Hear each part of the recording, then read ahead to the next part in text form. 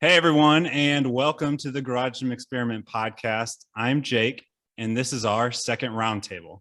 So last time we had home gym content creators, this time American inventors. So that's pretty cool, if you ask me. So here's how it's going to work. We have 7 topics. I'll introduce a subject or a question and then pass it off to the group where they'll end up sharing their opinion and discuss it with one another. It's pretty simple. We have a pretty awesome group. So I'll quickly list them off and then they'll introduce themselves. But we have Mike from Gainz, Dylan, AbMat, Steve and Ciara, Kleva, Patryk, Bridgebuilt, and then Jason from Surplus Strength. So before we get started, let's just have everybody give a quick introduction. Why don't you tell us what your first invention was? And then what was your career like at that specific time? Patryk, how about you start us off? Yeah, so I am Patryk with Bridgebuilt, and the first invention or first product that we created was called the Scorpion hip thruster. Essentially just a machine where you lay down and do hip thrusts. And during that time, I was a senior at the University of Kentucky, just kind of wrapped up with playing football and didn't really know what I was going to do after college. I was a biology major and I wasn't really feeling the whole like MCAT and applying for med school thing. So I just started sketching up equipment ideas and, decided to chase that. And that's 7 years ago. And now we're here. Steve and Ciara? Well, we've been in business for about 5 years. Mm-hmm. We started our business 5 months after we got married. What was your first invention? The first invention, I think I did. It was something I didn't really pursue fully after I made it, but it's for like a welding cylinder, which I'm sure people that weld know how awkward those can be moving around and loading into a truck. So I made a base that clamps to the bottom with wheels on it. So when you just tilt the cylinder, you can roll it around and make that easy to transport. But so it wasn't necessarily fitness related. No, because I spent most of my career in the automotive field and then with fabrication, and then that kind of was a bridge to the fitness stuff. Got it. What was your first fitness one? The Genesis Jack. It was the Genesis Jack. Yeah, that I actually committed to and finished. And all right, Mike. Yeah, Mike from Gainz. We are best known for fractional plates for barbells and dumbbells. I invented the clamp-on dumbbell micro plate, which is something that clamps onto the handle of a dumbbell to add incremental weight. I invented that. I had my first prototype in 2016, where we actually cut it out of like thin sheet metal with like tin snips, put a spring on it, screwed it together. And I actually have that. I have a video like 2 or 3 days ago that I posted that actually I have the original prototype. And, we moved forward with launching the product in the very beginning of 2018 with like a rubber band around it for attention. And then recently as September, we updated it again, have like a sort of a 2.0 version, which is what we've always wanted to do, which is spring loaded, but actually have a couple patents on it too. So pretty proud of the invention. And then what were you doing as a career at that time? I was a full-time retail manager for a grocery store. I worked in grocery stores for 15 years. Did that all the way to last year during the pandemic. I actually quit my job to do Gainz full-time in the middle of like July 2020. Yeah, I think just about everybody on this call it started as a side hustle and eventually made its way into a pretty good business. So that's pretty cool. Very much. Dylan, let's hear it. I am Dylan Tellam. I'm one of the owners and the lead product developer at AbMat. My first product was a sit-up assistant called the AbAmigo. At the time, I was living in my grandfather's basement in Vermont, and I got a job delivering pizzas for Domino's to raise money to pay for the first patent. It was something I just made for myself after I broke my dresser, just to do my 50 push-ups and 50 sit-ups in the morning after a New Year's resolution. And my brother came home from his job at a bank and he saw this device that I made. He said, "Where'd you get that?" I said, "I made it." He said, "No, you didn't." I said, "Yes, I did." He said, "You should sell that." I didn't want to be slinging pizzas for Domino's much longer. So I said, "Sure." And, long story short, I ended up shaking the right hands and found myself in the position that I'm in now. And last but not least, Jason. I'm Jason Campbell from Surplus Strength. We're based out of Nashville, Tennessee. I was a personal trainer when I invented the universal pulley system. It came out as a pure need out of the garage gym. I was training out of my studio gym. Been a home gym owner for a long time. And I wanted something better than the strap loaded sheave setup that you could spend $140 on or whatever. And so spent some late nights cutting some metal in my buddy's shop, probably about 20 minutes away from the house. I'd go there about 8:39 after I put the kids down and cut till like 2 in the morning, and then get up and go to work at 7 a.m. and start training clients all day. And that was basically all all of 2020, like trying to deal with the pandemic stuff and do that. And at first I was just making a solution for me because I just needed something for my clients to do lat pull downs. And then it became a really good idea. And we made a couple demos and sent them out to a couple of people that I really respected that were influencers in the space, Jake, you being one of them, Adam from Garage Gym Lab, Basement Brandon, Coop. Took everybody's feedback and then brought it to market in March of 2021, about 30 days before my daughter was born, which was really silly. So we just hit our 1 year mark being on the market, and it's wild to look back and think that we sold 700 units in the last 12 months. It's crazy. So I'm sitting in my second warehouse, started in a 250-foot space. We're in 4,500 now, and I'm looking for 10,000 for our next space. It's just been a catapult. It's been wild, but pretty fun. Awesome. And I can attest, every one of these companies represented here offer awesome products. So I am happy to have all of you guys on. Have a ton of respect for each of you. Thank you for being here. Let's get to it. So number one, do you have any mistakes, regrets, or horror stories that you could share with us? Who wants to start? One comes to mind most recently for me. We do a lot of molding, right? So all of our, and if any of you have ever done any molding or injection molding or polyurethane molding, the process is very long and it's extraordinarily expensive. We created a product most recently called the box squat pad. It's a molded polyurethane foam pad that goes on top of a box squat platform. At no fault to our own, it was actually an error on the tool shop's part. But we had paid $10,000 for a tool that had the logo off-centered into it. It was at first devastating because we didn't want to pay 10 grand to have another product made up, and we just kind of learned to laugh at it and say, it's because AbMat thinks outside the box squat. So that's why it's not centered. But, it also parlayed into them feeling really bad, and so they gave us this mold for free. So in terms of horror stories, that was the scariest one for me in the most recent months. So did you roll with that, or did you get it straight? Yeah. Not a single person has recognized it, and I'm probably an idiot for just even calling it out right now. It's so infinitesimally small. It's like an eighth of an inch off to the left, and you can't notice it unless you really measure it. Who's next? Patryk, I know you have one. At least you have a few. Oh my gosh. Yeah, so with these whole kind of, horror stories, regrets, I don't necessarily like to call them regrets in a sense.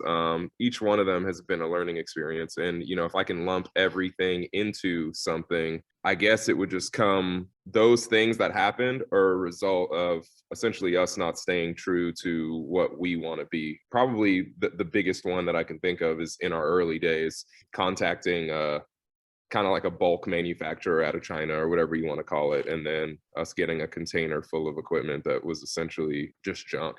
And that was a huge learning experience and sort of molded our thought process now, whether we're either going to build it ourselves or find somebody here stateside that we can have a face-to-face relationship. Like, Dylan and I have met before, and we have things in the works that we're working on together, and just that relationship and the mutual respect that comes from both sides. I know that he's going to step up and go to bat for me, and he's going to provide us the highest quality product that we can use in conjunction with our own products, versus just either emailing somebody on the other side of the world and then equipment showing up and we're really have no idea what it's going to be or how it's going to be. And that was a very, very expensive lesson when you're sort of a broke college student. And, I remember even we were working with the logistics company that got it in, and they were like, oh yeah, by the way, this is going to be $4,800 like that you have to pay us. And I was like, shit. And then, I remember going to my girlfriend at the time and be like, hey, do you have $5,000 that I can borrow? And, yeah, so she's my wife now, so it's all good. But the yeah, that was probably the biggest thing. One of the many reasons why I value and want to hold true to the whole American manufacturing and American built thing. So that's probably it. Anyone else have anything? Back in it was the summer of 2021, we had a shipment of fractional plates that came in, and the plates get tumbled, so like the edge is like kind of sharp. Just the way it's manufactured. So they get tumbled to kind of comb over that burr. Well, the coating company forgot to tumble them. And we got, 10 pallets of plates that all had like a sharp burr on it. So we had to send them back. Well, they were already coated. So we kept a bunch and we hand sanded a whole bunch because I was out. So we hand sanded a bunch so we could still sell. And then we sent them back and we decided to tumble them coated, because if you do it a short amount of time, it's like a vibratory tumble. They use a real fine stone that goes over it, that it could get rid of that burr, but without recoating it. So we decided to do that, sent them back, and they sent them back and they looked terrible. So then I made that executive decision to do that. So then we had to send them back again to get them recoated, sandblasted, then recoated. The problem was when we got them back, about 5,000 of them were in the back of the truck. They had fallen over. And we had to pick up all these plates. I don't want to say we, because I was actually on vacation. My operations manager, it was the worst vacation I've ever taken. He was there picking up one by one plates. And like, I have these things layer packed so they don't touch each other, so they don't scratch. They're literally throwing them in 55-gallon drums. Ting, ting, ting. We had to send them back, and they recoated them, sent them back to us. They fell over again on the trip back, so they don't know how to wrap pallets. And and that cost me several $1,000s to get them recoated, even though it was sort of their fault, but it was sort of my fault because I took the chance of like, hey, let's just tumble them because I need the plates. So that was a couple $1,000 mistake. And that's kind of stuff you don't show on like Instagram and social media and stuff, because it was like a disaster of epic proportions, of like thousands of tiny plates in the back of the truck rolling around like a tumbling machine, and just because of like poor wrapping and things like that. So, but yeah, that's probably one of the biggest debacles in micro Gainz history there. But we did get them all recoated. They just have, some of them have like little dings and dents in the actual metal. They turned out all right after all that. And that was right around the time you somewhat went full time. Yeah, that's right. Yeah, so it's just a ton of stuff, I'm sure.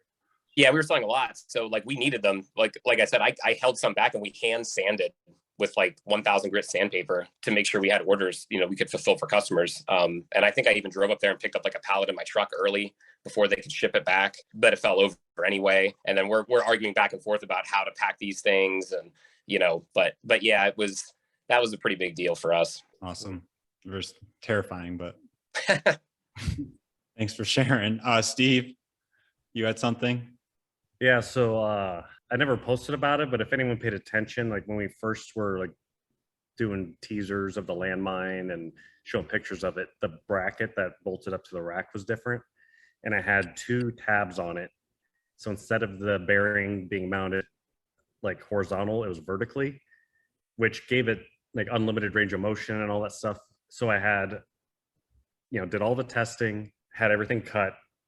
And after I started welding these, I realized that because I did tab and slot for the tabs, the slots were too big. So unless I welded extremely slow, the brackets would warp, just because of how that design was. And I didn't anticipate like, okay, the speed of manufacturing and all that stuff. So I have 500 brackets, tabs here that are just sitting in boxes, because after about 10 or 12 in, I'm like, okay, I need to change this. So that was not a cheap mistake. And then I don't want to throw them all out. Yeah, but there's got to be something you can do with them. Yeah, but for me, like I couldn't just let that, because once you launch something, it's a lot harder to make changes and stuff like that. And I was just like, man, I don't want to have to make a change down the road and all that stuff. And another one was we had a pretty good sized run of the jacks delivered, and the way it's very difficult to get the finish that we have on these. It's like done with a time saver and a Lismac machine, and the challenge is to get the grain in there while taking off the burrs on the edges, kind of like Mike was saying, that's done with tumbling. And I received a pallet that we were like had a bunch of back orders on, and instead of sending it back, because of all the edges being sharp, I had to hand chamfer with a hand chamfering tool, like both sides of each jack, and then hand finish them with Scotch-Brite like this. so my triceps were like obliterated. But you got to do the things, like there's certain things you got to do in order to get by. Like we found out one of the pallets we had of boxes, it was a different box that I had them organized incorrectly, and I had about like 70 orders to fulfill. So what I ended up doing is cutting open all the boxes of our other product that had the other color jack in and just transferring them just to get the orders fulfilled. 2 steps back to go 1 step forward, kind of thing. Brutal. All right, Jason, do you have anything to share? Or not really? Yeah, I mean, I constantly live in a nightmare right now. I'm still pretty young, so we're still dialing stuff in, especially with partners. It's a huge reason why we're trying to bring everything in house. I mean, I'm sitting 10 feet from a pallet that has 40 scrapped units on it. There's a pallet behind me. It's got 70 scrapped parts on it. I ordered 100 parts. 70 of them were out of tolerance. We run pretty tight tolerances because our stuff, bolts to other people's stuff. And that channel we use has to be really tight. And I'm sure, as everybody in this group knows, not everybody pays attention to detail like we do, when we're really close to the product. So it's been something where we're, having to plane UHMW parts to make up for tight bend tolerances, when they got the channel too tight or whatever, making spacers just fit right. Or we ran a thing of tubes and had the wrong size hole for the rivets. So we had to hand drill every single one of them. And I mean, there's 8 holes on every single unit. So you just kind of put that map together. And like Steve said, it starts adding up the time. But the power racks, finding those little shortcuts. I come from everything from a user perspective, so not from a manufacturing perspective. So after you build what you thought was going to be awesome, and you're like, that took way too long to build, so you go back and like start trimming some of that stuff. So no like real horror stories, but like Patryk said, lots and lots of learning opportunities. Makes sense. I like the way you phrased that. Not a mistake, it's a learning opportunity. Yeah, you guys were extremely positive. Starting off with Patryk. All right, let's move on to the next. So what have you seen change in the home gym space since March of 2020? I've seen an enormous investment into home gyms. I'm not that old, but when I was younger, a home gym was just a set of Sears weights in the backyard. And maybe you had a bench where the actual hooks on it landed right exactly where your hands needed to be. They were horrible. But now I'm seeing people building out these home gyms as if it's like the main staple of their home. Gyms are becoming more like, from an accessory side, they're tying their equipment into their identity. They're willing to spend more on it in order to customize it, to make it more them and uniquely themselves. So for AbMat personally, we sell products that take up an enormous amount of surface space. Racks, weights, and plates and barbells are very thin compared to some of our plyo boxes, our AbMats, our crash cushions that have huge surfaces on them. So I've recognized that as an opportunity to bring in some more customizations to the space.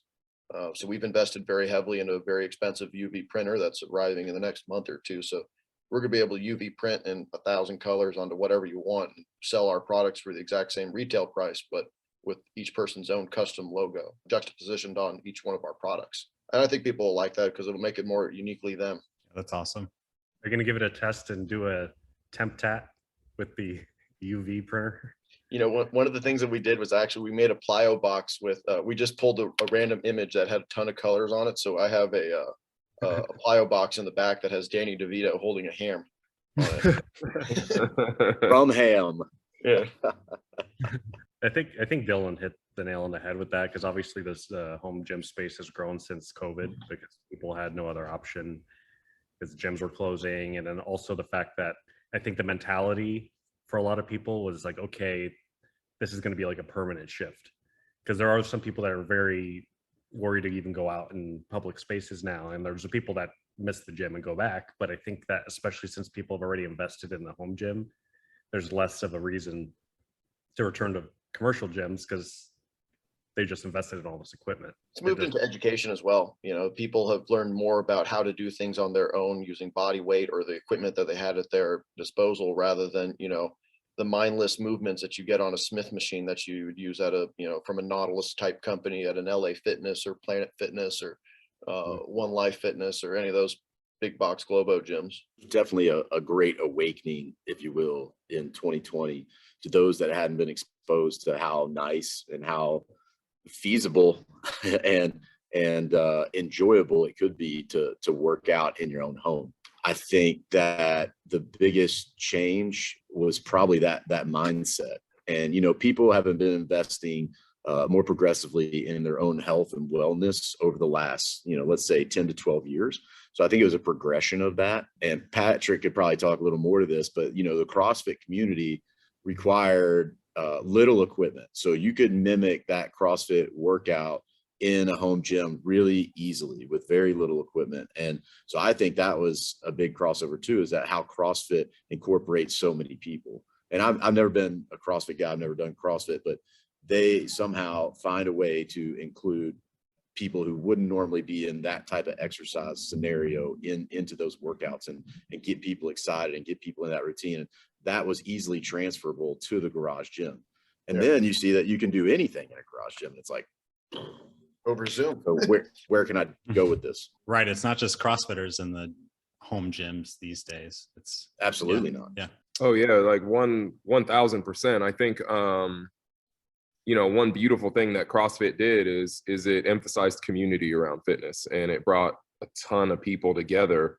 And which I even think before that was a big component that was lacking, because when, you know, we had like little pockets of community. You know, I came from like a powerlifting gym. I was training with Matt Wenning back when he used to be at Westside, you know, when I was 16 years old, through, you know, until he left there. And then I kind of followed him. So I kind of consider him my mentor in the strength and conditioning space. But, you know, we had our community around powerlifting, and we had our, you know, there was communities around weightlifting, but they were still kind of these very specialized sort of, you know, Westside isn't like the most inviting place, or it wasn't, you know, back then. But, you know, CrossFit, it was marketed, hey, this is for everybody, and we're all big, kind of one big community. And what Jason said is, yeah, the equipment was very minimal. So a lot of these people created just little training spaces at home. And I think that the home gym community was always sort of just like a campfire that was burning brightly, but then March 2020 hit. It was just like pouring kerosene on that fire. It just kind of exploded. And previously, before that, CrossFit sort of shined the light on some of these other spaces, like powerlifting, like Olympic lifting, like obstacle course racing, you know, because CrossFit started getting so competitive, where a lot of these people were like, well, I'm not really into this as much anymore, but I love weightlifting, or I love powerlifting, or I love just being fit and healthy. So I'm just gonna kind of do my own thing. And then, like I said, fast forward to 2020, kerosene got poured on that fire, and it really expanded people's imaginations and thought processes behind their home training spaces, because they actually started thinking about it more. Because before, they were just, oh, I'll just go to the gym. But then when that wasn't an option, and you put more time, effort, energy, and thought into your home training space, that's what, you know, created a whole bunch of opportunity and a whole bunch of growth. And honestly, I think it's really cool. And I really don't think it's going anywhere, because people found out how cool it is to train at home, or just that added benefit, you know, especially people with families. Training at home has been a huge game changer for me also, even though I have a facility to train in. But there's just something different about it. And definitely something special about it that, like I said, it's not going anywhere. Yeah, that's actually a good lead in to our next question. If anybody has any more opinions, feel free to say that. But do any of you think there'll be any more shifts in the industry within the next few years? And if so, how do you feel about it? Speaking from the equipment side, you know, I'm not a coach or a trainer or an athlete, but from the equipment side, in the next few years, I see a big transition into almost crowdsourcing. You know, my business model has always been collaboration over competition, and I don't see a future for the single-celled monolithic brands that look inward for their product development. Companies are going to exist more as a platform. The company that ultimately ends up prevailing will be a platform to allow companies like myself and all of you gentlemen to be able to grow your businesses on it without having to, you know, fight each other. You know, all of us are paying money on Instagram and Facebook marketing right now, and all we're doing is bidding up each other. I see a consolidation of all those products and companies onto a single page, where all of our ad dollars are being allocated to promote the same exact platform, to where, you know, you can get, if you're spending 200 grand a year in marketing and advertising, the combined total of all of us is spending multiple millions of dollars. You know, we can get the trickle down sales from all of those other products and companies and accessories, and increase the lifetime value of our customer and lower our conversion rates. And ultimately grow by collaboration and looking outwards for product development. You know, a product development team of 8 billion people strong could never possibly lose. I was going to say It that. sounded like a sales pitch, Dylan. Oh, I'm building Are a you, platform. So it kind of is. I'm going to reach out in about a month to see if you guys want to sign up. I was thinking about that with all the niche companies that are out there now in reference to the last question. I mean, obviously people are buying barbells and plates and things like that, but there's so many niche products out there in the last 2 years that have just shown up, and so many small companies that have just shown up. I mean, for obviously everyone here has like a niche product. We sell fractional plates. It's still a niche product. Dumbbell plates are still a niche product. And going forward, what Dylan was saying, like, I mean, either you're going to get like bought up or by bigger companies, or maybe I think a lot of people are like trying to sell their idea. Like I've had people call me and try to sell me their ideas because people don't want to like go through and build the whole business like all of us have done here, kind of like take the easy way out. But that's probably the future. There'll probably be some consolidation. I mean, it's really fragmented right now. I mean, is it easy to say who the number one weightlifting equipment company is? I mean, it's easy to say like Walmart's the biggest retailer, but would people say, when you think of weightlifting, if you ask somebody on the street who's the biggest shoe brand, they're going to maybe say Nike. But if who's the biggest weightlifting brand, they're probably, I don't even know what they say, Rogue, maybe York, and that York's not even what it once was. So maybe you get all these teams together, and obviously the weak kind of, perish, and some of the strong companies stay afloat. Put it this way, Mike, if I would have sold my company 20 years ago to the largest seller of fitness equipment on the planet, I would have sold my company to Sears, and that wouldn't have worked out for me so well. Yeah, that's a great example. Like I said, no one knows who the biggest is. My whole family, no one knows who even Rogue is if you don't weightlift. I mean, we were just talking about how obviously they're a pretty big company, Rogue, Titan, some of the big ones, but I mean, they're not exactly Walmart. It's still kind of fragmented out there. You can kind of go and pick and choose what you want. You don't just grab some cast iron plates and a bar from Dick's Sporting Goods and call it a day. There's like an infinite amount of options now. It's kind of crazy. Yeah, I think that's interesting how Dylan said earlier, how it seems like people are a little more educated now. Whereas like 10 years ago, you would have walked into Walmart, you would have bought puzzle mats, some cheap dumbbells, maybe a crappy all-in-one machine. So it is interesting to see how that has evolved. People like you, Jake. And I would say some of that market is probably going to come full circle, and you're going to see that again. I mean, you walk in Lowe's right now, and you're going to see treadmills and exercise bike in Lowe's, in a hardware store. And you're going to walk in Best Buy, and you're going to see tonals, you're going to see mirrors, and you're going to see the fitness integration into that big box market. You're going to see Amazon make a pass on Peloton. I mean, it's these things are going to happen. But I think Mike had it right. For us that are focused on customer solutions, niche, products, I don't think we do anything but continue to tread forward. Those things are just going to happen, and they're just going to be cyclical in the background. And I think that especially with COVID, there's been an influx of more companies. I'm sure a lot of you guys have noticed since COVID, everything took off. And then now, like compared to the previous few years, there's a substantial increase in companies trying to get in on that because there's obviously a high demand, especially when there are shortages of stuff. So I think there's going to be a higher saturation of companies that are developing equipment, but I think it's going to be categorized as there's going to be like companies like Titan, I guess you'd say, without trying to sound like I'm starting to talk shit about people, but go ahead, Steve. Just throw marketing and like money at stuff that they can just, replicate quickly and blow it out. And then I think there's going to be more of the companies like us that are focusing on the innovation and stuff like that, because the competition in this space is actually less, even though the development and all that stuff is more challenging. So the barrier to entry, like that was a motivation for me to do something different, because who's going to start a business and compete with bigger companies on the same stuff? You've noticed how we can all sit on the same call, though? What's that? We can all sit on the same call because we're all in the exact same industry, but none of us are in competition with either of us. You get the top 5 selling fitness companies out there that aren't really as much innovative fitness companies as they are marketing and advertising companies that specialize in selling metal. But you can't get them all on a call together. You can't get them in a room together. They prefer not to be in the same state if possible. That's true. Dude, I mean, Steve, like 1000% what you said, and Dylan too. I remember, when Dylan, when we met in St. Louis and had dinner that night, you said that you'd rather collaborate versus compete. And I'm 1,000,000% on that same boat, because frankly, like, there's more than enough out there for all of us to eat.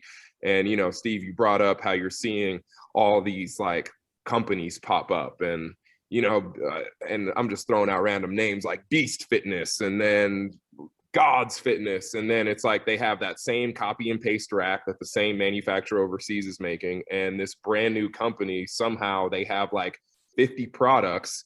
And I'm like, yo, this company's brand new. How do you guys have 50 products? Oh, yeah, because you picked them out of a catalog that some overseas manufacturer made for you. And honestly, I kind of get hyped when I see that, because that makes all of us look way better, because those people, like, frankly, a company like that is never going to be able to compete with anybody like us, because we're actually innovating. We're actually trying to come up with real solutions. We're actually trying to solve people's problems and do it with a product that is actually built well, that has a higher quality standard, not just some junk that's mass manufactured for like 19 other companies. And it's very evident that some of those people, like, oh, they're just trying to cash in where they can or hop in and grab a piece of the pie. You know, I think a lot of those, I've seen a lot of those companies, they hit the market hard with a ton of money in ads, and then you don't hear about them after a while. And I even have a lot of customers that say, oh, I bought this bench or I bought this rack from this other place, and they're no longer in business. And I was like, yeah, I could have told you that, you know, before it ever happened, because they have zero foundation on what they essentially on what they're doing. They're just trying to make money. Grab. Exactly. So and don't get me wrong, like, I'm trying to make money too. I'm in it for the long haul, and I'm sure every single one of you guys are too. And it's just a slow, long process where we make mistakes, we learn, and over time that creates value for our customers and also each other. So I mean, I'm not in this to be a distributor for somebody else's stuff. yeah, for sure. No, that's excuse me, but that's whack as hell, man. I ain't trying to do that. That's not why I invented stuff, you know. It seems like everybody here kind of knows their niche. From my perspective, it seems like you guys all understand you're not going to go away from that. Like, you're going to continue focusing on that. Does it seem like that niche, though, is going to continue to get larger over the next few years? Or do you think the masses will continue to go with things like Peloton or cheap flooring, or, you know, stick with the mass manufactured products? It kind of seems like, from my end, not to like give you guys the answer, but that's the cool thing to do if you're on the Discord channels or Reddit, is to really dive into a lot of the stuff that your guys' companies are selling. I found from a product development standpoint that every single time I think that I'm kind of dried up, you know, I'm starting to think, oh, well, what am I going to do next? Time to go back to boats or pizza. You know, somebody will come to me with the problem, and then there's an influx, and it comes in waves where there's 20 or 30 different ideas at one time. I got a board behind me with 30 different products in which I'm working on the different stages of their product life cycle. And, you know, from studying these different pieces of fitness equipment, these accessories over the past several months, I've come to find that the majority of the things that seems like they've been around forever were invented within the last 10, 20, 30 years. You know, we're still in the .com boom of like fitness accessories. The things that will be made have not been made yet. We're not done. I've always said that new problems create old solutions, and old solutions, yeah, there's new problems that arise to them. And there's going to be something that needs to come out of, you know, solving all the new problems to the new solutions out there. You know, every time a company makes a new version of a rack or a new bench, it creates a new opportunity for an accessory to come in and improve it just a little bit. So I think we're only scratched the surface of what's going to ultimately be in this industry within the next 20, 30, 40, 50 years. I agree. Like you said, I think there's going to be, I don't think it's ever going to get dry, like for certain categories. So I think like the innovative companies like us, even the knockoff companies and all that stuff, is just because of statistically the influx in demand. I think everyone's going to get a piece of that. But like you said, Dylan, I think it's definitely in the infancy stage in regards to fitness, because comparatively, when I worked in the automotive industry, there's so much more competition because they're closer to that ceiling. And that's one thing with like the deadlift jack that motivated me, because that was one of the items I felt like when I looked at it, I'm like, this thing was designed once 20 years ago and no one's like revisited it.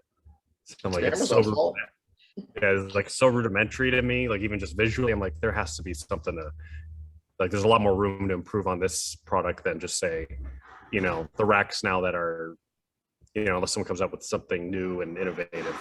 People going through Amazon and looking to see what has 4,000 or 5,000 reviews. You know, because if you could see the 5,000 reviews, you could say, okay, they sell 50,000 of these things a year. Let me make a version of that. You keep the data and analytics to yourself, but it's a huge market to sell also. So it's this catch 22. What do? You utilize this platform. I'm scared shitless that Amazon's going to make an Amazon Basics AbMat. Exactly. And that's why I think that's a big part of their like business plan is you sell on their platform. If it does well enough, they're like, okay, let's make our version. That's what Apple did with their App Store. You remember Shazam? Now just ask Siri who sings this song. It'll tell Shazam? you. Is it Shazam or Kazam? Kazam's the movie with Shaq, I think. They asked him if he wanted to be an actor in a movie where he played a genie. He said no. They said, we'll pay you $5 million. He said, abracadam. Abracadam. Is that in like what's that movie My Giant with Billy Crystal and I think the guy's name is George Mirasan. He's like George Mirasan. Yeah, I remember him. He got a movie role because of his height. All right. Yeah, George Mirasan was a beast. All right, let's go on to the next question. So this might be kind of hard for you to do, but outside of this call, are there any particular equipment companies that you admire or you think have a really bright future? You could say somebody that you think might make a big splash in the market in the next 5 years or so. I mean, feel free to mention someone on this call too, but yeah. Are you saying a new company or just any company? Take it how you want. A current company or who needs to be on the market, anything like that. In regards to like a company that I admire is probably the one I can relate the most with, I think, just based off of their history and like me following them as a LACO. I feel like they stay kind of in their own area. They develop products, they make them, and then they sell them. And a lot of other companies, I'm not saying everyone, it's more, okay, I'm grabbing some of this company stuff, marketing it. And I think I relate more to them where it's like, just create something innovative, high quality, market it, and that's it. Well, from the people on this call, I've grown to respect every single one of you on your own extent. I mean, Steve, you make some of the most beautiful designs in the world. I don't think you're going to be the guy that dies with 1,000 patents, but you'll have 10 that have changed the face of an industry. Mike, what I've always liked about you is you've shown the progression. You haven't strayed away from the trials and tribulations of growing a fitness industry. I've watched you grow in the development stage of all your products. They start off one way and then you show how you improved upon it. And you just, you didn't wait for all the lights to turn green. You ran a couple of yellows and started with some reds. And then now you're getting to the point where I see the progression of your products. And I don't think they're ever going to be done.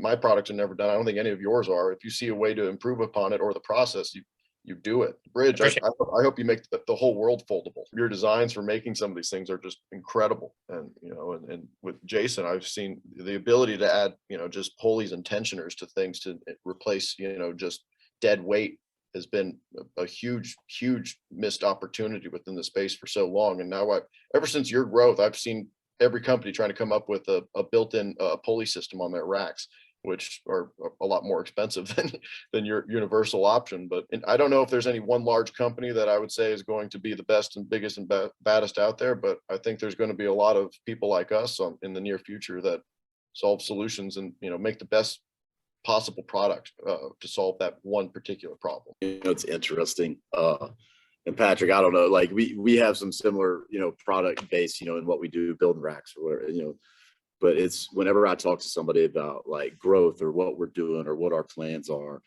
everybody's like, oh, well, you could become rogue in 10 years. And it's like always rogue that they think if I was chasing somebody, rogue would be it. Well, and I like to tell them I'm not chasing rogue. That's not ever been the plan, mostly because they sell other people's stuff. And that's just we're not going for volume. We're going to change people's lives, build tools that help people change their own lives, become the best version of themselves. And if I can't do that while putting out a high quality product, like that's what's the point? So I would say that, Sorinex is a company that I've always looked up to. I'm not going to say I look up to everything they've ever done because if I'm chasing anybody, I'm chasing them down. That's just kind of where we see our trajectory going. But like Ghost Strong Equipment, Steve, is that who you were talking about, by the way? I don't know if I caught who. Yeah, I mean, there's several guys. Dynabody has some innovative equipment out there. The power press, stuff like that. everybody on this call. I mean, I've talked to everybody except Mike, I think individually at some point or another. It's y'all, I own all y'all stuff. I've installed Patryk's racks at, customers' houses, so it's, yeah, we're really fortunate to be surrounded by such a small circle of people who are really invested in making the best products here, domestically, I guess I should say. I think that's why I look at the Strength Co. They make cast iron plates that are made in the USA, and Kabuki Strength, same thing. I like that because we actually looked at cast iron plates during the pandemic in 2020, really expensive to get started. So like, I know what it costs for those guys to make it. And it's nice to have like options that aren't just like the stuff that's made overseas. Obviously you're paying a little bit more money, but you are like, every part of their process at the Strength Co. is, it's made at a foundry and it's coated here and it's machined here. And we, I appreciate that from a company, obviously, where everyone is constantly telling you, at least to my brand, is that like, why is it so expensive? Not everything has to be the cheapest thing on the planet. They're bucking the trend of like, not everything has to be $1 a pound with weight plates. So I think they put out some decent content. They don't have tons and tons of products, but they do a nice job, and it's a very clean appearance. And I think they're a pretty decent company. I just reached out to them for a quote to replace all my Rogue deep dish, actually. Oh yeah. Yeah, they're too deep. That's Yeah. like that's what I wanted, and it was too much. I'm sorry. Like they're too deep. They take up too much room on the pan. They're enormous. They're extremely deep. So that's what you're into, and you want to cook some cornbread on it. You go right ahead. I have a set brand new for sale. If anybody's. I always found that funny with the whole like, oh, that's too much. And my answer to that is always, or like, that's too expensive. My answer is always like, nicer things cost more. Sure. There's a reason why like a Ferrari costs what it costs. It's like the quality. There's quality, so it's like it's reflected in the price. No, Is anybody in this chat rich yet? I don't. I mean, okay. I was just making sure. Just checking. No, that's it's also funny that Steve says that, because I always say the same thing. Sometimes people will, I literally got a text message the other day. Actually, it was yesterday. Somebody screenshotted the Scout Hyper, and they said, "Hey, I'm looking for this. Can you make this, or do you have something like this that you can sell, for the buddy discount?" And I kind of laughed, and I'm like, well, first of all,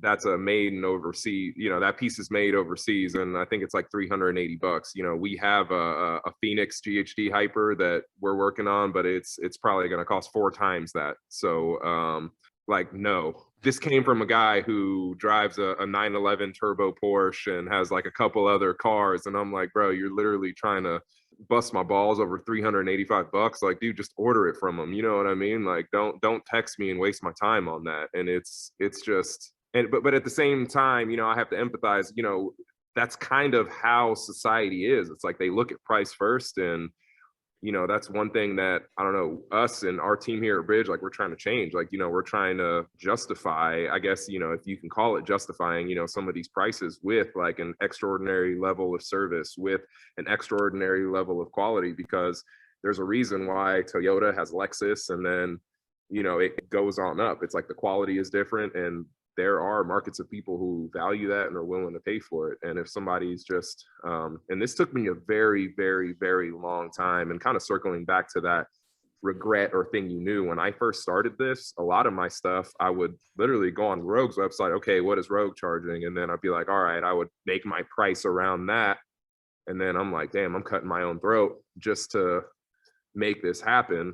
Luckily, not too long ago, like, we're past that now, but anybody who's starting their businesses, or who might be young in the game, like, try not to focus so much on that price. Focus on, hey, like, what can we do that the bigger guys can't, that is going to be of value to the customer? And sometimes it is services, or it's quality, or it's these little things that might be intangible in a sense, but those things are every bit as important, as the price. I follow a rule of thumb in product development, because accessories are different than, selling, millions of Nike shoes, where price and aesthetics are the main focus.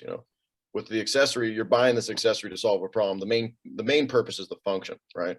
It's function, convenience, durability, price, then aesthetics. You make it functional, you make it convenient to use, you make it strong, And then whatever the price is, it is, then you try to work backwards on the price to see if you could shave a little off to make it more towards the market you're trying to sell. And at the end, whatever you're left with, you try to make it pretty. You put a nice looking logo on it, you round off some corners, and you hope Steve doesn't make a prettier one. But that's great advice. And if somebody's trying to get into this industry, is not to worry about price too much until they get to like the 4th or 5th point. I like what Patryk said about like, oh, we're buddies. And I've gotten that a lot too. And it's like, well, I'm your buddy, but you're not my buddy. So support my business. Right. I was thinking, I haven't heard from you in 3 years. All of a sudden we're friends now, you know? Yeah, that's the other end of it, man. And I'm like, you got a gym that's decked out full of rogue stuff, but but we're homies. You know what I'm saying? So I'm like, all right, it's all good. I have a question for Patryk around that. Patryk, how long did it take you to get all the rogue out of your gym? Honestly, so funny story. Almost immediately, man. Well, I actually still got some of those rogue also clips or whatever you want to call them. So I guess I'm still not there, but it's always going to be one little thing.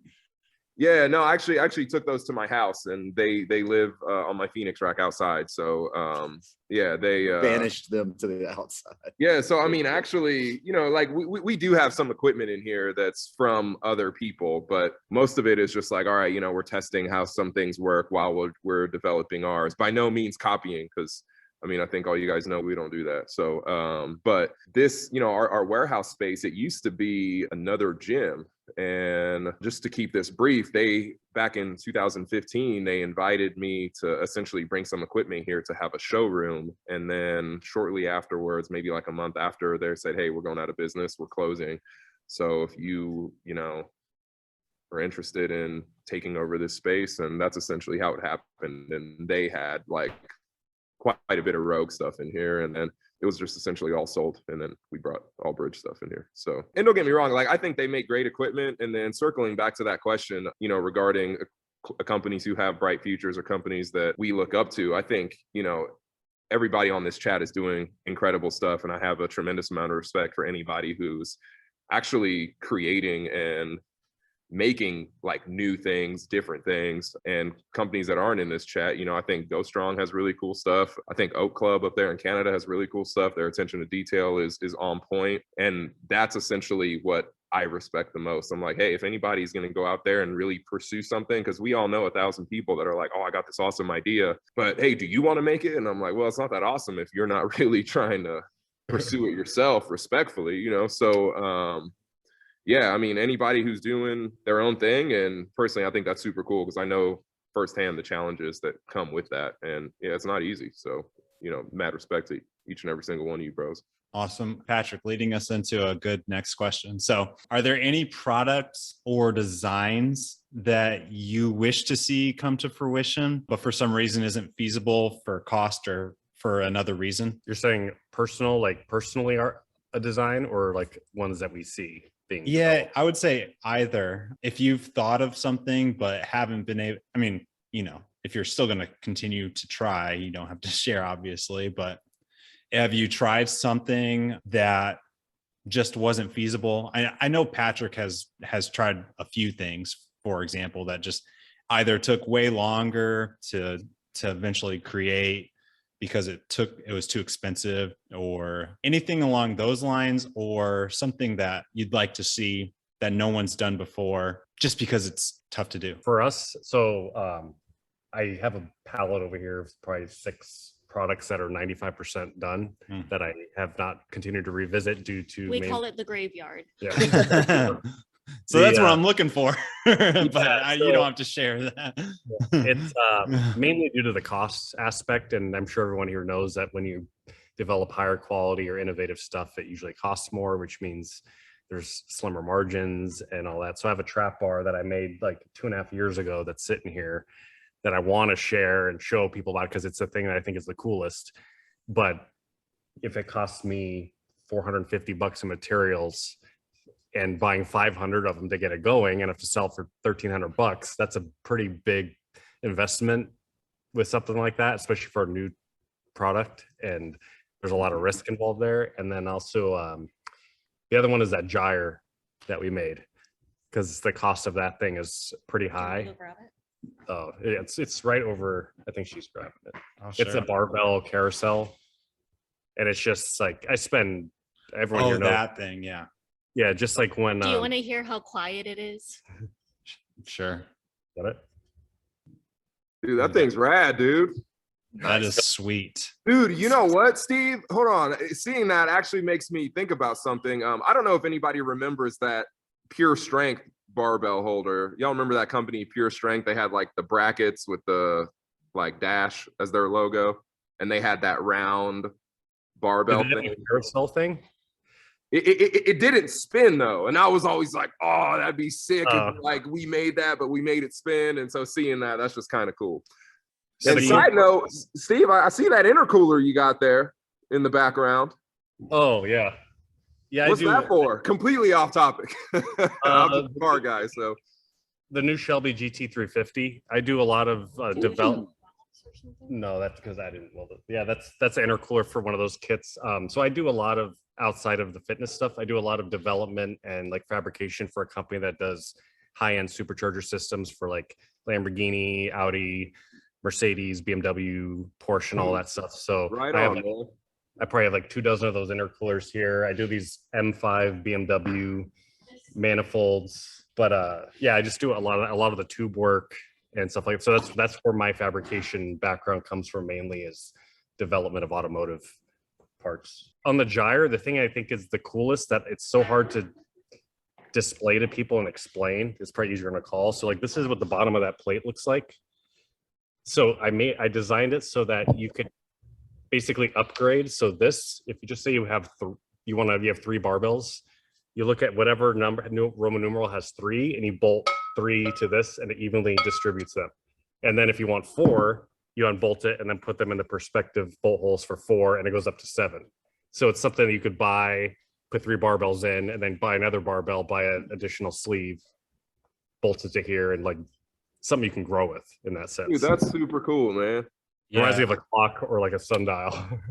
I've talked to Dylan about this quite a bit, or just here and there actually, but I see a lot of potential with that to really store specialty bars if you can space it right, because specialty bars, if you put them on a traditional like 9-bar holder and you actually have 9 other barbells, it's really hard to get a few specialty bars in there. So if you can get something like that spaced out, I can definitely see the specialty bar market people really I actually have throw in a couple of AbMat pillows. Yeah. Barbell pillows. Yeah, we've actually. Oh, you have it. I have a picture and a post that we tried that. We put on a easy curl bar, a transformer bar, and a bunch of other specialty bars, and I think we were still able to fit. Oh, nice. most Yeah. on there. You just have to strategically place them. But the whole point of like the gyre that I was trying to help for like the home gym people is just compactness of space, and the fact that it has a small footprint and it rotates. You can put it in like a corner somewhere and be able to reach the rear barbell without having to Yeah. Looks awesome too. Dude, yeah, that thing looks sweet. I designed I have a SolidWorks file of a seal row bench that is foldable, and you can convert it into a standard flat utility, extend the legs out to turn it into a seal row bench, and it also folds in so you can put it up onto a wall. But I never had any intention of making it. I just I made it. I thought I'd someday send it to Bridge Built and see if they wanted to make it, but I know he's got a lot on his plate, so I figured I'd wait for him to reach out and ask to collab on something. But can you drive it to work? and Patryk designs it. Dude, that sounds odd. Dude, we've been doing a bunch of seal rows, but in our training, but we just stack like our mini plow boxes and a flat bench. So I mean, yeah, Dylan, I mean, I'm ready to start looking at that whenever you are, dog. I'll email it to you right now. Don't judge my SolidWorks skills. It's nowhere near. I didn't spend a lot of time on it. It was just one of those ideas you got to write down to see so you can visualize it. Dude, it's all good, man. I have a seal row question actually. So I've dabbled with the design of a seal row, but it's probably something I'm not going to even entertain at this point. But I noticed everyone puts the hooks on the inside of the frame to put the barbell, which means that every time you put the barbell on the seal row, you have to like feed it underneath the bench. I was like, well, why don't you offset those uprights and put the hooks in the front? They need to be behind you. If you're ever doing a seal row and you're trying to, if you got some serious weight on it, going out like this is a lot harder than going inwards and swinging inside. So I've always thought it was stupid that all these companies are putting the hooks out in front of you, because in actuality, because once you put it on the hooks underneath you, it jacks it up enough so you can load the weights and change the weights as you're doing it also. So Yeah. the barbell insertion has never been a major issue for me. I just always wondered, why in the world does everybody keep putting it out in front of you? I got 7 pins in my left shoulder, and the right one pops out if I give an aggressive high five. And every time I went to re-rack my barbell after doing some seal rows, I would feel my shoulders slip out of their joints. So Interesting. Yeah, because I didn't actually do any experimenting, but to me, it just visually, I'm looking like, wouldn't that make it a lot easier just to set up? But I guess it would have to really have the perfect geometry in order to not do what you said in regards to like shoulder injuries and awkwardness. all right, pictures coming your way, Patryk. Oh yeah, dude. Awesome. Making deals on the call. All right. And if you guys don't have anything else for that one, let's do one more question. Yeah, you know what? Real quick, I Yeah. do want to.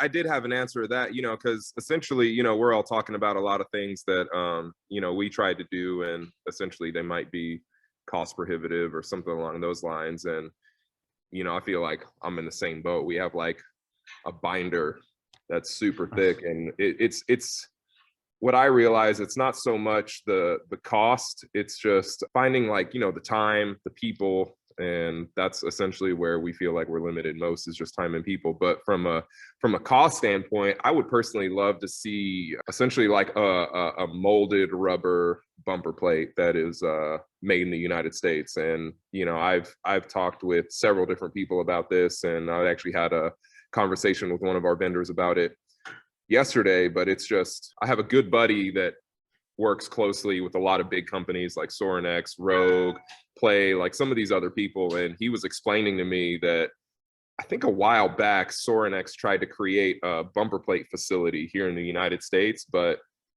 once it was all said and done, to be profitable on selling bumper plates, they would need to charge somewhere in the neighborhood of like $20 a pound, just because not only the machinery, but the filtration systems that the United States EPA requires for all those fumes that come from the rubber, from the cost that you would have to pay the employees to work there, it's just super cost prohibitive. So that's why all those bumper plates are made in China, because they don't have any sort of regulation for that kind of stuff. And then you can get them pretty cheap. So Talking about other than chrome bumpers. Other than chrome, kind of like the bumpers that you see in the back in Jake's background, like that molded the urethane rubber. Yeah, 100%. So and I know that they have some urethane ability here in the United States and in Canada, primarily what you see with the Sorinex Bosco bumpers. But like doing that rubber, I honestly have no idea. That's not really my expertise or wheelhouse, but it would be cool to be able to offer something like that is American made. But I guess only, we'll just have to see sometime in the future, because I don't think people are going to want to pay $20 a pound for bumpers. So well, not when you can manufacture a urethane dumbbell for less than $2 a pound in China. Right. Those are real numbers. I just had them quoted. I mean, urethane bumper plates are more expensive. They're like $1.85 to get produced, something like that, under $2. A urethane dumbbell is like $1.25 to get produced in China at scale. Now that's before shipping, VAT tax, and all that stuff. But I mean, total cost of ownership is under $4 a pound for sure on all that urethane stuff, but it has to come from China. So just as a cost comparison, 5x it to get in the US. That's I mean, it's and it's not really so much the material per se. It's just, from the higher standards of, labor that we have here and infrastructure for sure. Right. So, it's just, most people just don't know that, so it is, pretty crazy, when, we think about things like that. But we do a lot of molding, and it always comes down to machine time is the greatest cost. Our medicine balls takes about 30 minutes in a tool just to be able to make one of our medicine balls, which is why we have 5 tools, so that the machine operator doesn't have to sit there and wait for 30 minutes. You can always continually move down the line and work on the other 4 when the other one's cooking. But And urethane is very expensive. The answer to molding urethane in the United States is not going to be making urethane plates. I think it's going to be making steel plates and then over molding them with the urethane coating. So there's not direct to metal contact with your floors, and you're going to be able to decrease the size of the bumper plates quite substantially. And then you can oversize the hole and crimp in one of those sleeves and pinch it on both sides to make it look substantially like a urethane plate. But that would be easily accessible, especially if you got your laid down steel from China and then molded the urethane here. Interesting. Well, yeah, again, good lead up into the last question. So can you all just explain why USA manufacturing is so important to you? And then specifically, how significant is sourcing the raw materials from this country? I'll go first. It's important for me, micro Gainz, like our fractional plates are made 10 minutes from my house in central Pennsylvania. So like I'm able to drive up there and talk to them. I can see them get made. We can make adjustments right there. There's no language barrier. There's no me traveling overseas to check them out. There's no sitting in a shipping container in the Pacific right now. We're able to get everything done all at once. And yeah, it does cost a little bit more, but like there's a customer service aspect to it and a service aspect and a quality aspect to it that is constantly overlooked whenever you compare all of our products to, overseas made products. Not only is our plates made here, and then it is shipped over to a place that steam treats and tumbles them 25 minutes away. And then it's shipped to a company 30 minutes away from that coats it. Then it's shipped back to me. And then obviously we package it up in a box that is made 40 minutes from here. So like I affect, I don't know, it's like 6 or 7 small businesses in like a 40-mile radius from my house in Pennsylvania to make the majority of our products. Like the wood, we make a wooden deadlift jack, and that's Pennsylvania hardwood. Like my father-in-law Paul Bunyan's trees down, and then we can cut out those jack stands, 100% PA hardwood, and then like our steel plates are made in Lancaster, and they're shipped up. So that's in Pennsylvania as well. So the ability to like email somebody, they get back to you right away, being able to drive anywhere and check out the product and support so many local businesses is a huge deal for us at Micro Gainz. Like we haven't wavered on anything made overseas because I don't know. I like the quality. It's better. You can talk to people. And I think that's super important. I'm sure obviously some of you guys agree with that. Oh, 1000%. I'm not going to say for all fitness products, it's important to manufacture in the United States. For certain things, there's cost prohibitive barriers where you cannot feasibly make and sell something in the United States. So for some people who are just starting to create an accessory who don't have their own manufacturing facility, sometimes it makes sense to be able to get the margin in it that making it overseas and selling it, because Mark Zuckerberg's going to charge you $30 or $40 to acquire customers. So you're going to have margin in it to where you make more than Mark to run a sustainable business. But for companies like us, we're a little different. We're manufacturers, right? So our company is a manufacturing facility primarily. We just sell fitness equipment. So everything that we make is primarily made here in the United States, and I prioritize local and then state and then U.S.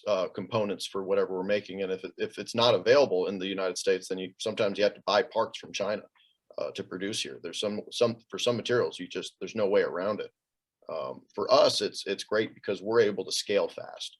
Where some companies that specialize in overseas importation, their product development process is years. Sometimes it takes them a year to release a new product because you got the idea, they got the conceptualization, you got the Google Translate and the language barrier, you got the trying to understand what their emails say, and then the back and forth shipments of prototypes. If somebody comes to me with a problem and it's made out of foam, I can have a sample done by the end of the afternoon. So I'm able to acquire collaborations and work with inventors really quickly and move products to market faster than most other companies are, because I'm sitting in a building where we got 60,000 square feet of manufacturing facility and machinery to do just about anything that we want to do out of foam.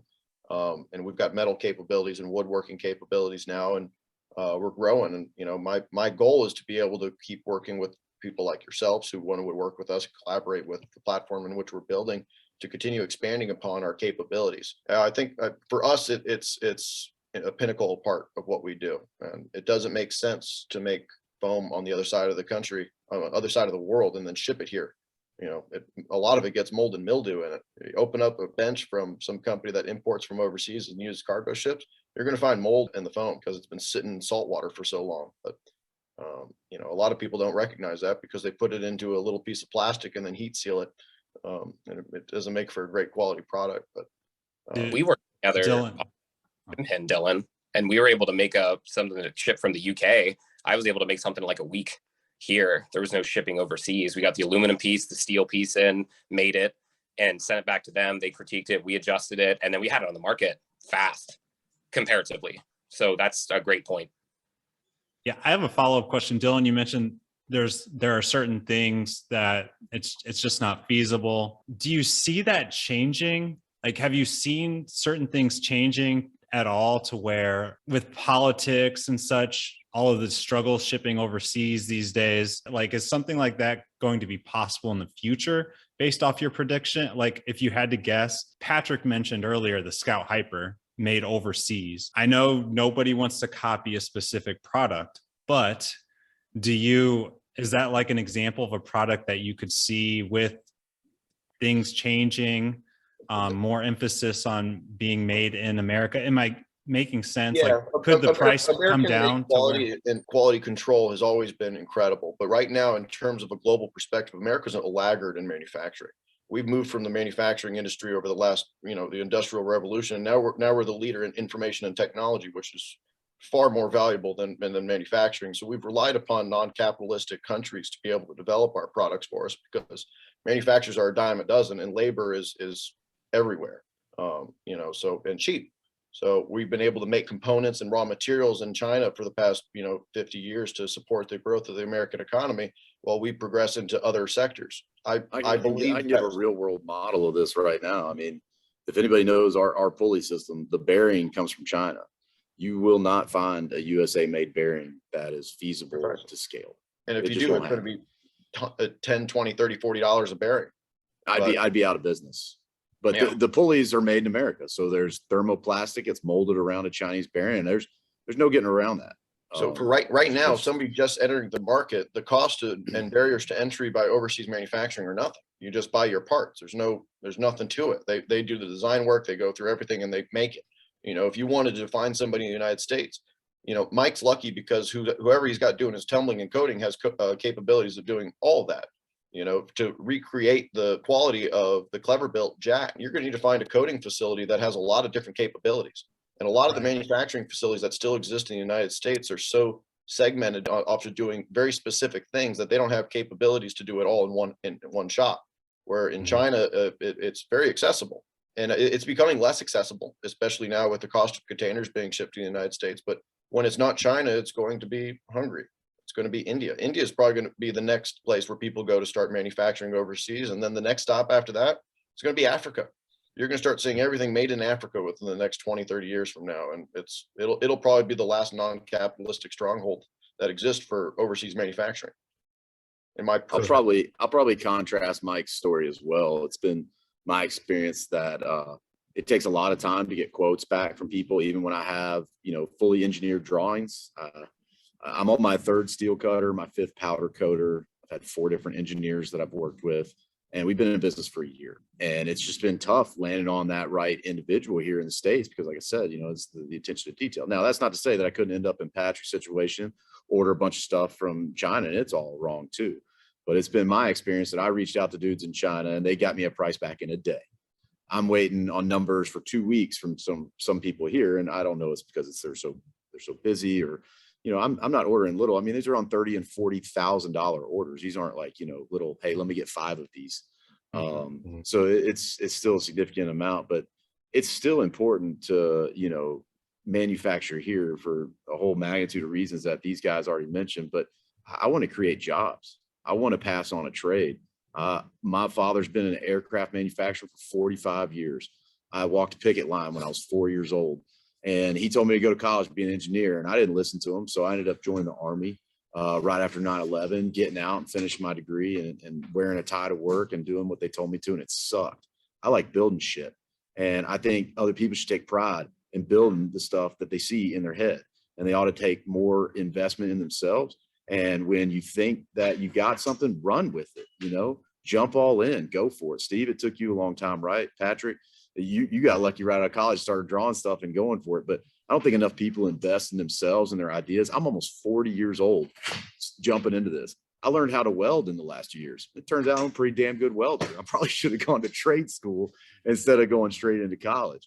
And I want to encourage more people to do that and show them that this is a fine trade to be in. I still got a hot, smart wife at home and a nice house and beautiful children. You know, I'm not some laggard or degenerate, even though my mom thinks so because I got hand tattoos and stuff. But, you know, what I'm trying to say is, you know, this whole micro movement, let's put the wealth back into the working class. I think I want our company to be a part of that, and we want to hire veterans, and we want to hire people that want to learn these trades, and we want to push American manufacturing to the place where it used to be. My biggest frustration is what's something that you, Jason, brought up with like spending money on with American companies lately. Ever since COVID, I kind of noticed it, or a little bit after, is I'll call someplace like wanting to spend money, and I'll email them 3 or 4 times, call them 3 or 4 times, and it gets to a point where I'm like, okay, tell me if you want the business, yes or no, so I can stop chasing you. And like I've learned just from working with this other company in the automotive industry, there's some really impressive stuff he has made overseas. And the reason he chooses so purely is for that reason. And a lot of times I find in America, it can be hard to find people that are like as gung-ho. But I've seen some of the stuff he's had made, and he'll have an intricate bracket for like a supercharger about this big. And he's like, this was made in America, and it took 16 weeks, and it was $900. And it looked good. It was anodized, and it had like, you could see the machine marks on it. But then he shows me this other one, and he's like, this, I sent the file to my manufacturer in China. It showed up 3 days later, and it was like $180. And it literally looked like there was not one flaw on it. It looked casted because there's no machine marks. And like, that's where it's tough. And what's the appeal for a lot of people going overseas is like, you can get just as good, if not better quality. And I think that's where a lot of people get or like China gets a bad name because they say, oh, it's Chinese made, it's cheap, which just like anywhere, there's cheap stuff in America. But I from what I've seen, there's some good stuff that can actually come out of that space. But, you know, like it for the customer, our customers too. Yeah. And that obviously helps with, you know, customer costs, like cost to the customer and like your margins and all that. But in regards to like the American made stuff, like most of our suppliers are in Arizona. And like Mike was saying, it's nice to just walk in there and see stuff. Because there's times I'm like, hey, I want to go look at this before you hit 500 print, you know? And a lot of times I go, I'm like, okay, we need to change this little thing beforehand. And that's a lot more convenient than saying like, hey, ship me something in a month. I'll look at it and then I'll ship it back and all that. So I find it a very gray area. There's a lot of like complacency in manufacturing in the United States. Like I was telling you about the plates that spilled over. We actually just cut ties with that coder because believe it or not, I got another shipment and then they wanted to raise their price like 140%. They send this thing out that says prices are going up 10%, COVID, labor, you know, cost of materials. And then they actually said, well, we haven't been charging you enough. You know, we've been losing money on some of these jobs. We've been coding for you. So, you know, it's going to go up by this amount. And I'm like, wow, that's crazy. I've given you guys tens of thousands of dollars. Like Jason was saying, here's 50 grand. And they're like, no, thanks. We don't want it. It's mind boggling. How many manufacturers I've been through to code just to make the plates. I've been through a couple that when I was like, hey, this company's going to do it like slightly cheaper. Do you guys want to match it? I'll just stay here. Just match it. And they're like, nah, no, we don't want to. And they miss out on maybe a couple $100,000 in sales. It's shocking. And then like the emails, like, can you get back to me? I don't know if I'm crazy about emails. I like to get back to customers really quick because I feel like sometimes in minutes, sometimes in a couple hours, but never more than 24 hours. But when you don't hear back for weeks for quotes in America, it seems crazy. I don't know if I just think there's a high level of complacency, like it's kind of run very old school. And that does make people go to China. How many people in Cincinnati have 2 blazers, 3D tube blazers? In Cincinnati, I think 0. In greater Cincinnati, like in your general area, 50-mile radius. Maybe 1. Yeah. You know how many Rogones? Like 16 or something insane like that. And you know, so that and that's the thing, you know, I was gonna say, you know, I'm hearing these, you know, when you're talking about like the complacency, yeah, that is a huge thing that I did realize. Like I even to this day, and I'm sure you guys have the same thing, I get emails like on a weekly basis from some of the same people in China. They're just on top of it. They're hungry for it. They want to serve. And I wish that there was some of that in America. Like even with our machining partner that we work with, we're constantly butting heads. They do phenomenal machine work. They have their primary customer is GE Aviation, because they're right across the street from GE, and they have probably a 80,000, 100,000 square foot shops that's full of the most badass Haas machines, and they do our machining work for us. And but there are a lot of times where I'm just constantly having to like, dude, Terry, like, I need you to call me back. Hey man, like just staying on top of these dudes. And frankly, like I really don't have time for that. I wish there was more of an urgency with that. And also at the same time, I'm very lucky to be geographically where I'm at. And I've also had vendor relationships that, you know, were 5+ years old now going into COVID that, you know, it's no secret. I'm an hour from Rogue, and we share a lot of the same people for a lot of the same stuff. And they have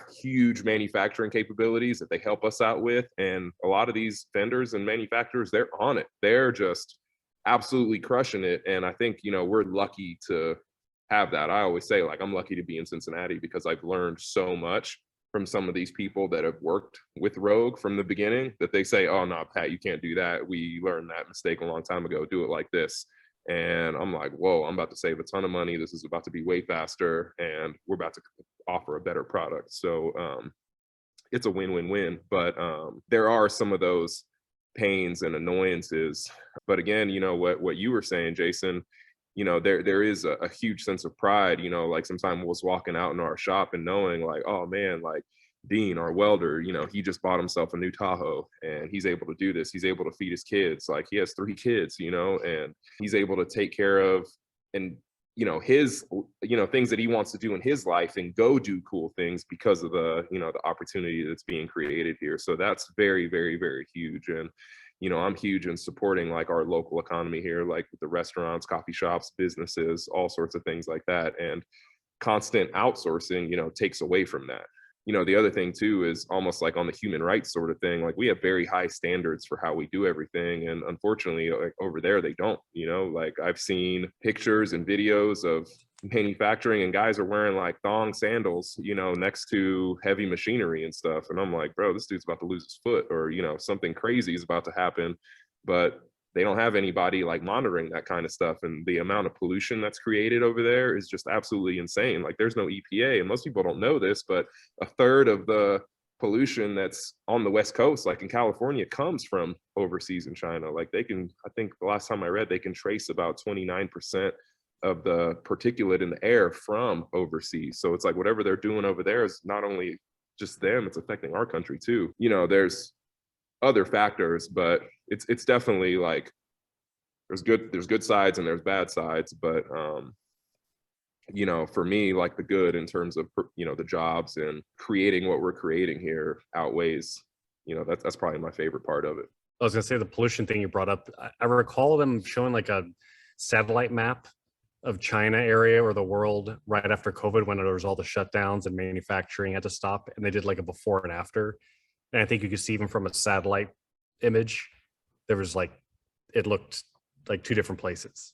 Wow. It was just all the pollution, and then because the factories weren't running for however long, it was just all clear. Then again, there's any container you put it into. Not having worldwide, you know, standards of what we do to our air and our water is like having a P section in the pool. Eventually, it's going to yeah. I love that. That's funny, Dylan. No, that's true though. That's very true. You know, being able to go face to face with some of these, you know, manufacturers, and, you know, we've had parts that have been jacked up, and I've shown up personally, and they're like, hey, you know, they shake my hand, we'll handle it right now. And that also is extremely valuable. So, you know, it's kind of hard to say like, hey, this is messed up over email, because I've done that. And then the response was, you know, and yeah, there is sort of the language barrier, and the response was essentially, hey, our bad, your next order will be better. And I'm like, dude, there ain't gonna be a next order because I can't really do anything with what I got here. So that doesn't solve my problem. So, but you know, when it is that face-to-face handshake sort of relationship that, you know, I have with some of these people, or pretty much all of these people that I work with, it's a lot easier to provide the best possible product to the end consumer. Awesome. I think that's a good way to wrap up. Does anybody else have anything to say on that subject or anything else? I want to say thank you for putting these roundtables together. I think it's important, dude, yeah, to hear us. giving us a Really platform to Yeah. speak. Thank you.